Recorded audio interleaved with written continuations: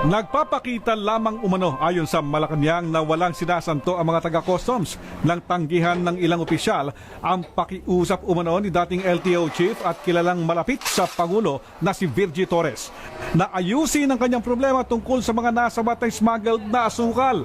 Ayon kay Presidential Spokesperson Edwin Lasierda, bahagi ito ng tuwid na daan. It shows the resolve also of this government that we will not countenance any influence peddling, and no matter who you are. Sunod-sunod na shipments kasi ng smuggled na asukal ang nasasabat ng intelligence group ng Bureau of Customs nitong mga nakalipas na buwan. Umabot ito sa 122 container vans na nagkakahalaga ng mahigit sa 182 milyong piso. Ayon sa record, noong 20 ng Agosto, pumunta mismo si Torres sa tanggapan ni General Willie Tolentino na Special Assistant ni Intelligence Group Chief Jesse Deliosa para makiusap na ayusin na lamang ang kanyang kaso. Base pa sa impormasyon na nakarating sa ABS-CBN News, sinabi ni Torres na sa kanya ang mga asukal na nasabat. Pinaringgan din umano ni Torres ang customs official na malapit siya kay Presidente Aquino. Sa impormasyon ng Sugar Alliance of the Philippines, 4 na iba pang mga brokers ang may hawak sa mga nasabat na asukal.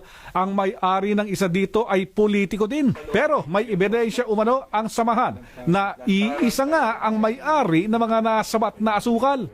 May mga nakuha na rin kami mga ebidensya that will support the statements of the customs insiders na she actually owns the sugar at she tried to arrange for its release at saka yung pinunta na yun is not about helping a certain Philip C. but talagang siya mismo. Ayon sa pinuno ng samahan, ito ang unang pagkakataon na lantarang nilakad ng isang kilalang tao ang kanyang kaso mismo sa customs. I personally believe he has nothing to do with this.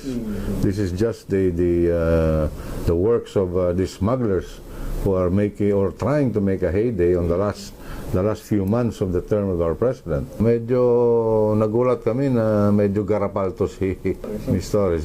Ayon sa mga customs insider, kasama ni Torres na pumunta sa tanggapan ni Tolentino ay isang Philip C.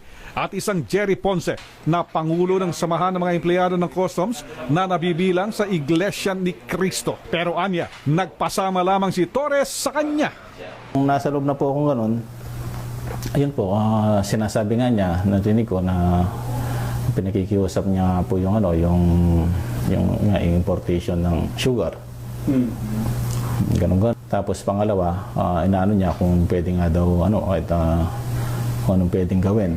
Tapos inaano nga niya kung pwedeng mag-usap na lang. Feeling ko parang na-biktima din ako na maaaring name drop din ako or something. Lumalabas din sa usapan na gusto nilang maugnay kay Deliosa na siyang nagpahuli sa kanilang asukal. Tumatanggi kasi ang general na sila'y kausapin. Henry Omaga Diaz, ABS-CBN News.